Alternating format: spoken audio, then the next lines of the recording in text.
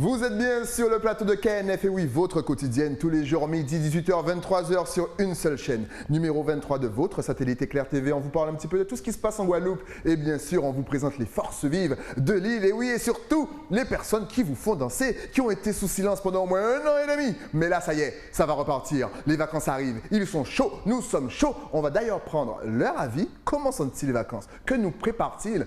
Pour en parler, je reçois un spécialiste, le French Soca Master from French Soca Lovers, DJ Dunkers. Qu'à-nous faire? Sakai, Sakai. Ah, ça fait plaisir de te recevoir.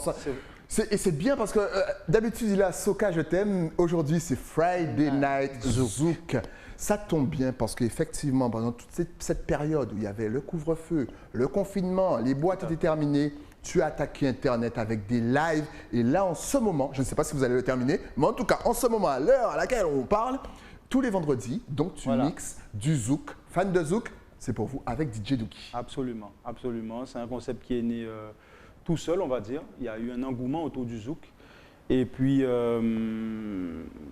il y avait une période où, si tu veux, avec le retour du couvre-feu il y a très peu de temps aux Antilles, les gens étaient demandeurs d'ambiance en fait le vendredi. Et j'ai eu une forte demande en termes de zouk, donc j'ai commencé ça seul, chez moi. Ça a vraiment bien pris, il y a eu un énorme retour. Et puis, de par sa présence sur le chat du live, les gens ont demandé, étant donné qu'on est tous les deux de Sainte-Anne, si on ne pouvait pas faire quelque chose, Dougie et moi, autour de ce thème-là. Et puis donc, il y a de cela 6 vendredis. On a commencé le premier avec Dunkers et Dougie. Et là, c'est parti, vous savez même pas. Vous finissez à quelle heure? 2h du matin. 2h du matin. Et commence au moins aux environs de 22h. Je sais, j'ai regardé Koh-Lanta, j'ai dit les gars, à 22h, Koh-Lanta n'est pas encore terminé. Mais vers les 21h, 22h, je peux vous dire que le chat est déjà plein. D'ailleurs, on peut voir ça à l'écran. Honnêtement, est-ce que tu t'attendais à un tel retour? Non, non. Surtout vraiment. Que vous nous sortez des morceaux qu'on n'a pratiquement pas jamais entendus. Mais limite, on a oublié les morceaux. Oublié. Et d'ailleurs, c'est ce qui anime un peu le chat, c'est qu'on s'amuse à faire les gens nous donner le nom de l'artiste ou le nom du morceau. Donc, ça crée une certaine ambiance et on est vraiment sur, ce live-là est vraiment axé sur la culture zouk en fait. Et c'est là où c'est vraiment intéressant et les gens jouent le jeu et l'engouement est tel que nous-mêmes on a été surpris, tu vois, on a donc fait du marketing, on a fait des t-shirts qu'on faisait gagner, des verres différents avec, on a un partenaire qui nous suit depuis le début, Venus Design et paraît même qu'on vous appelle pour vous passer une maison au cas où, sinon pas de lieu pour mixer. Voilà, apparemment, mais toujours dans le respect des gestes barrières. Ils sont à moins de 3, bien entendu. Tout à fait. Et ça nous offrait des cadres différents, tu vois, pour ne pas être tout le temps avoir le même fond sur les lives. Chaque vendredi, on avait un cadre différent et les gens qui font ça aussi. Il y a eu vraiment une dynamique et ce concept a vraiment trouvé sa place le vendredi soir sur le net. En tout cas, si vous êtes fan de zouk ou si ça vous manque, un petit collet serré, n'hésitez pas. Tous les vendredis soirs, rendez-vous sur l'Instagram de DJ Dunkers ou de La Plume. Je dis La Plume parce qu'il y a plusieurs U. Alors, d'ailleurs, petite modification, c'est qu'à la base, Dougie est un DJ qui a officié notamment sur la Guadeloupe, sur Montpellier, Paris dans les années 2000 et qui avait pris un peu de retrait par rapport à ça. Et de par le concept, en fait, il avait un compte Instagram perso, mais il a été obligé de remettre un compte Instagram public en son nom de DJ Dougie. Et je crois que son Instagram, c'est donc Dougie DJ. Voilà. Exactement. Donc, précipitez-vous tout de suite sur Instagram parce qu'honnêtement, ils vous sortent des classiques. Je vous jure que c'est des sons que vous n'avez jamais entendus. Jamais. Et ça s'enchaîne comme personne. C'est toute une harmonie en fait dans le choix des morceaux, mais aussi la façon de les mixer et puis les périodes qu'on traite, parce qu'on traite aussi le zouk par période, que ce soit les années 90 ou le début des années 2000, parce que tout ça, ça englobe le zouk nostalgie, le zouk rétro. Et donc on essaie de remémorer tous ces bons moments, tous ces bons morceaux.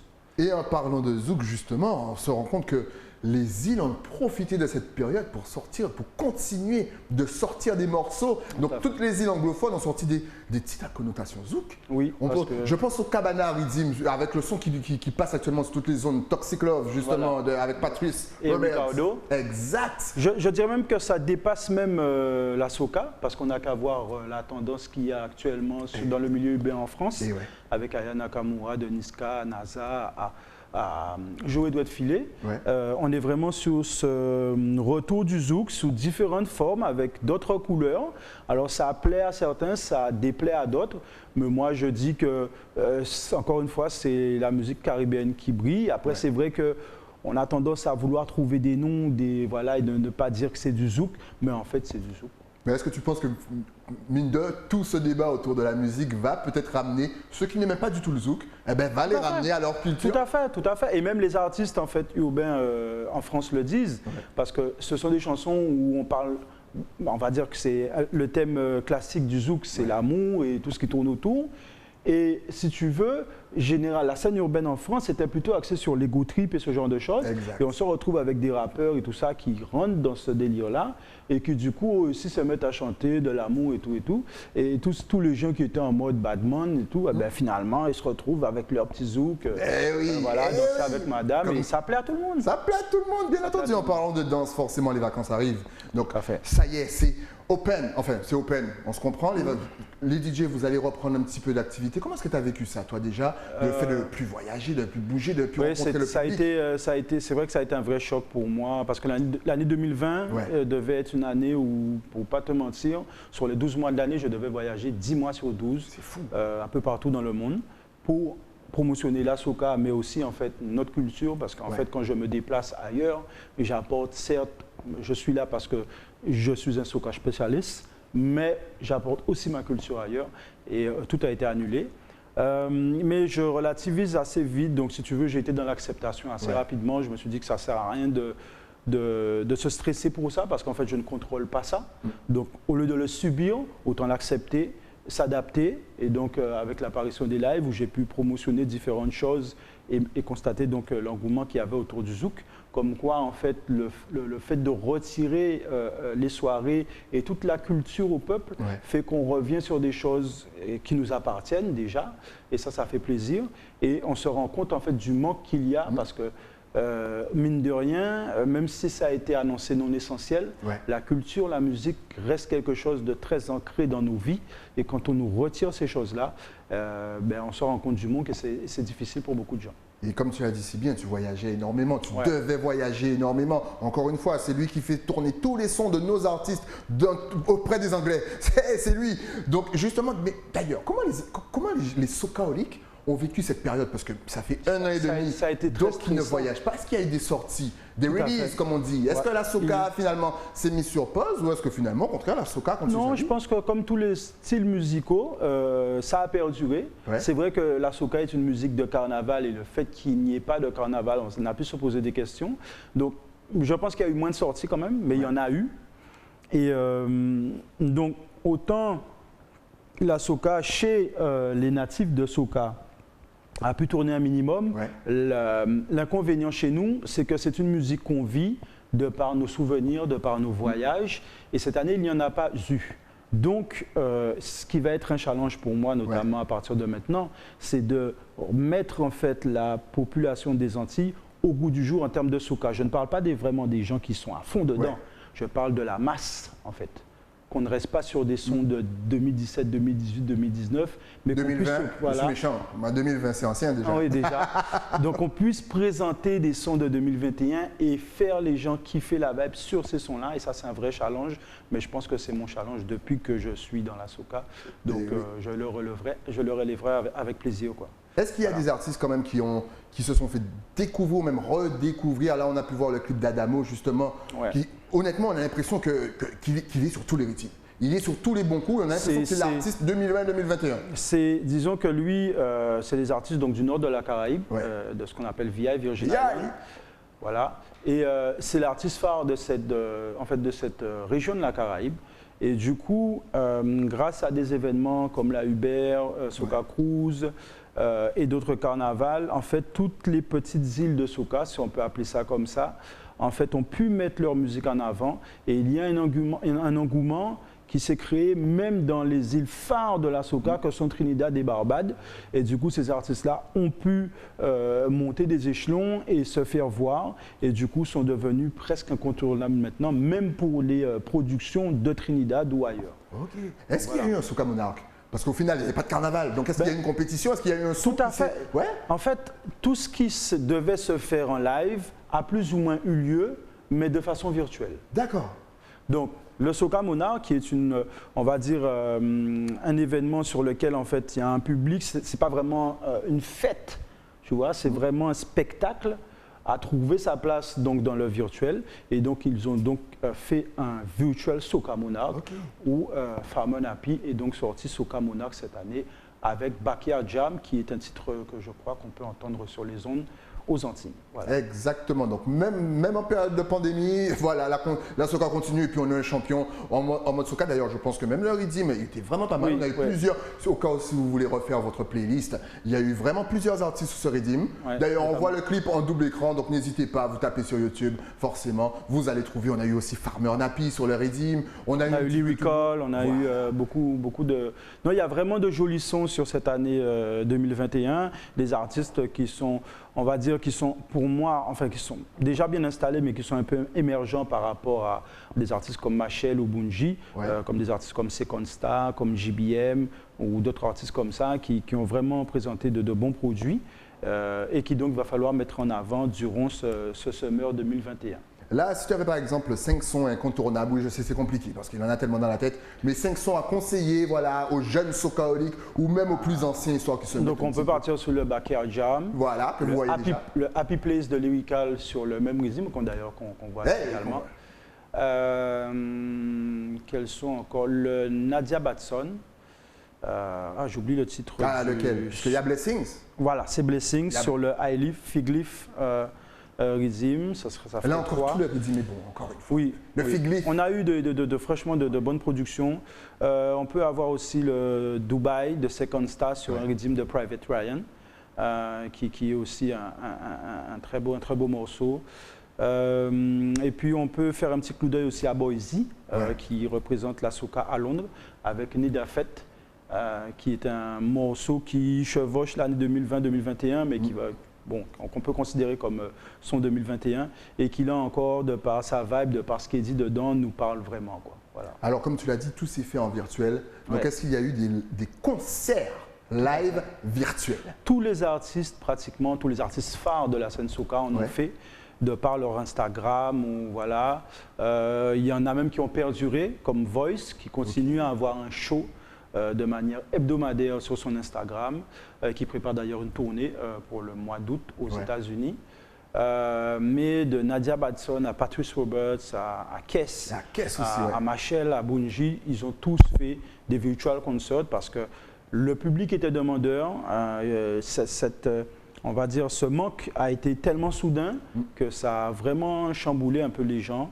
Et les lives, que ce soit les DJ, les artistes, ou même toute autre chose, ont vraiment permis aux gens de rester connectés à la culture et de pouvoir patienter sans trop se péter la tête parce qu'on a demandé aux gens de ne vivre que pour leur travail et ils avaient besoin de ça pour leur bien-être. Et sans contact, parce qu'en plus, c'est quand même un petit peu comme la carte. Parce que concrètement, on parle du zouk, effectivement, ça nous a manqué, cette danse, bien entendu, avec madame, ou avec mesdames, c'est selon votre vie. Mais la soca, c'est quand même une musique où, mis à part le wine, il y a quand même énormément de sons. Le partage, on est très proche, donc avoir tout ça d'un seul coup qui est terminé, est-ce que ça commence déjà à reprendre? Parce qu'on a l'impression qu'aux États-Unis, là, il y a plein de carnavals. Alors, c'est vrai que chaque pays gère un peu la pandémie de manière différente. Et depuis le mois de mai aux États-Unis, notamment sur les villes de Miami et Atlanta, on a l'impression qu'il n'y a pas de coronavirus. Ça a été un peu choquant pour certains d'ailleurs. Mais bon, chaque pays gère, comme je le dis, la pandémie de manière différente.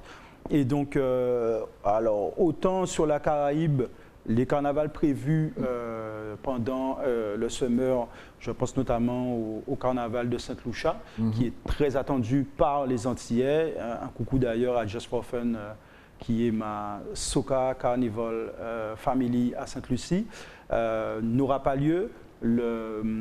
Crop over. le crop over qui c'était cher. Non, ne prononce pas ces mots. N'aura pas lieu également cette année. 2 ans. Le Spice Mass non plus. Anguille, qui avait au début annoncé vouloir se faire, a finalement rétrogradé. Donc je sais qu'il y a un événement phare qui se passe là-bas, mais le carnaval en lui-même n'aura pas lieu. Antigua non plus. Les gars, vous vous rendez compte, on en est à 5. Donc Grenada, comme tu viens de le dire, n'aura pas lieu non plus. Donc les prochains carnivals, en fait, sont celui de New York, qui est prévu début septembre, et je pense celui qui attire un peu tout le monde, qui sera le Miami Carnival, qui aura lieu, lui, en octobre, qui sont donc 2 carnavals qui ont lieu aux États-Unis et qui, à mon avis, seront les 2 premiers carnavals ayant un peu de sens depuis longtemps. Et cette fameuse Uber Soca Cruise, je rappelle, cette cruise, qui part des États-Unis et qui descend dans les îles avec vos artistes, vos DJ et que de la soca H24. Est-ce que ça aura lieu, tu penses? Non, pas cette année. Pas cette année. C'est vrai que les croisières reprennent à peine, mais ils ont déjà d'ores et déjà annoncé qu'elle aura lieu pleinement en 2022. Sur un événement sur lequel on est sur un bateau pour faire la fête, c'est vrai que c'est difficile de par là, la reprise à peine des choses et puis toute la logistique que ça implique derrière, il était difficile de pouvoir prévoir ça dès cette année, donc c'est directement repoussé en 2022.